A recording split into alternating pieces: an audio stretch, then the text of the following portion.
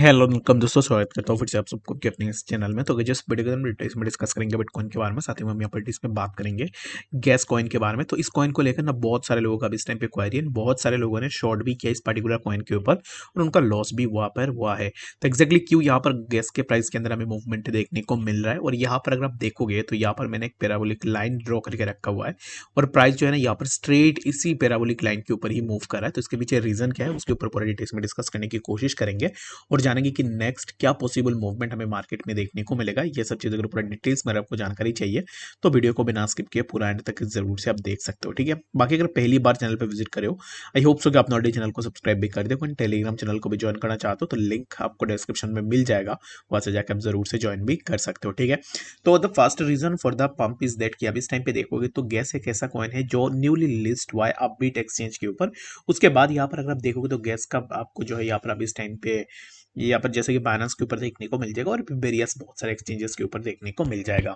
अगर मैं इसके हिस्ट्री को देखूँ ना तो ऑलरेडी अगर आप देखोगे तो यहाँ पर जैसे कि मैं इसको टर्न करता हूँ वन डे के टाइम फ्रेम में, ठीक है। तो वन डे के टाइम फ्रेम में अगर हम चलते हैं तो यहाँ पर ना हमें कुछ ही कैंडल्स देखने को मिलते हैं। लाइक अगर आप देखोगे तो वन डे में ही आपको कुछ यहाँ पर आइडियाज लग जाएगा कि प्राइस जब से लिस्ट हुआ है तो अराउंड 25 अक्टूबर को लिस्ट हुआ है और उसके बाद से यहाँ पर प्राइस के अंदर एक पैराबोलिक मूवमेंट यानी कि एक अपवर्ड मूवमेंट हमें देखने को मिल रहा है।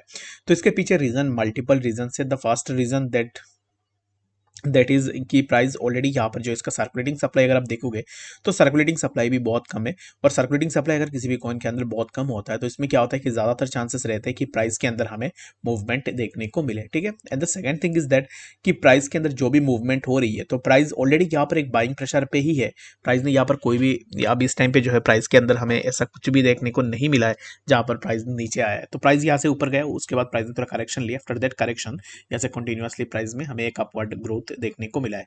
और ये ग्रोथ कॉन्स्टेंटली इसलिए चल रहा है, reason being buying pressure strong है और आने वाले टाइम में और भी एक्सचेंजेस के ऊपर ये लिस्ट हो रहा है, ठीक है। तो ये जो चीज है इनके कारण अभी इस टाइम पे हमें प्राइस के अंदर मूवमेंट देखने को मिल रहा है। And the next important thing about this price is that किसका सर्कुलेटिंग सप्लाई अभी इस टाइम पे जो भी बाई कर रहा है वो बाई करते ही जा रहा है। कोई भी अब इस टाइम पे यहाँ पर प्रॉफिट बुकिंग वगैरह नहीं हो रही है।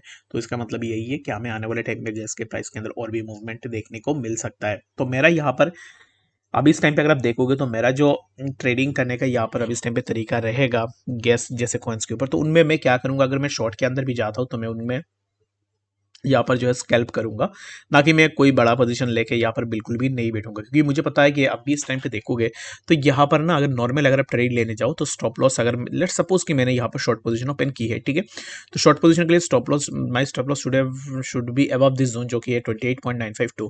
तो 13% में स्टॉप लॉस देके कौन ट्रेड लेगा, ठीक है। तो इसके लिए मैं यहाँ पर जो है अपना स्कैल्प करने की कोशिश करूंगा। रीजन बिंग यहाँ से जो है रिस्क रिवार्ड बहुत ही ज्यादा है, 2% या फिर 1.5% के आसपास जब प्राइस ऊपर जाएगा, अगर मेरा ऊपर जाता है, मेरा ऑपोजिट जाता है 1.5% के आसपास, तब मैं यहाँ पर जो क्या करूंगा अपने ट्रेड को एग्जिट कर दूंगा। बाकी प्रॉफिट होता है या नहीं होता है ये बात की बात है, बट यहाँ पर 1% या फिर 1.5% के आसपास यहाँ पर ऊपर जाता है, अगर मैं लॉस में आता हूँ तो मैं उसको एग्जिट करके निकल जाऊंगा। तो मैं आप सबको यहाँ पर यही बोल सकता हूँ कि ऐसे कॉइन्स के ऊपर ज्यादा फंड्स लगा के ट्रेड बिल्कुल भी मत करो। And the second important thing is that कि अभी इस टाइम पे फॉर नाउ अगर शॉर्ट पोजीशन में जाओगे या फिर लॉन्ग पोजीशन में जाओगे, इन बोथ साइड जितने भी रिटेल इन्वेस्टर्स है उनके लिए यहाँ पर जो है बहुत ही ज़्यादा टफ होने वाला है। अभी यहाँ पर अगर आप लॉन्ग पोजीशन के लिए भी जाओगे प्राइस थोड़ा नीचे आता है तो फिर आप लिक्विडेशन के पास में आ जाओगे। अगर आप शॉर्ट में जाओगे प्राइस थोड़ा थोड़ा ऊपर की तरफ जाता है तो फिर आप यहाँ पर जो है लिक्विडेशन के पास आ जाओगे। तो इसके लिए best and the better way is that कि प्राइस को या तो कूल डाउन होने दो, अगर आपको सेफ साइड में ट्रेड करनी है तो फिर आप इस ट्रेड को बिल्कुल भी टच मत करो।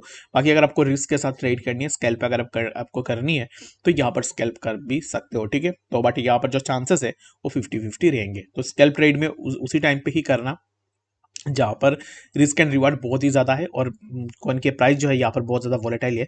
इन दैट केस आप जरूर से अपना स्कैल्प करके भी एक अच्छा सा प्रॉफिट यहाँ से ले सकते हो। स्कैल्प में कुछ आता जाता है नहीं, क्योंकि स्मॉल लॉस के अंदर आप एग्जिट कर लेते हो और स्मॉल प्रॉफिट के साथ आप जो है अपना प्रॉफिट को बुक करके निकल लेते हो। तो उसमें फ़ायदा यहाँ पर जो भी स्कैल्प करता है उसके लिए ही होता है।